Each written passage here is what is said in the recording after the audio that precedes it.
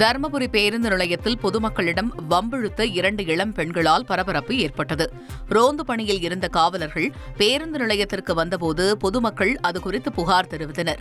அப்பொழுது காவலர்களை நோக்கி வந்த அந்த 2 பெண்களும் வம்பிழுத்தனர். தாங்கள் சென்னையைச் சேர்ந்தவர்கள் என்றும் தங்களை என்ன செய்ய முடியும் என்றும் கூறினர். மேலும் தகாத வார்த்தைகளில் பேசியதால் பொதுமக்களை முகம் சுளிக்க வைத்தது.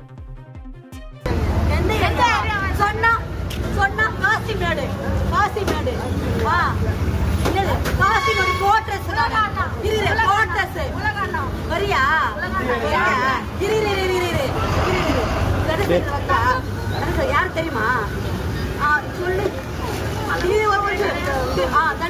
சொல்லு அள்ளு விட்டுருமாவா அதெல்லாம் விடாது உயிரே விட்டுருவாடி.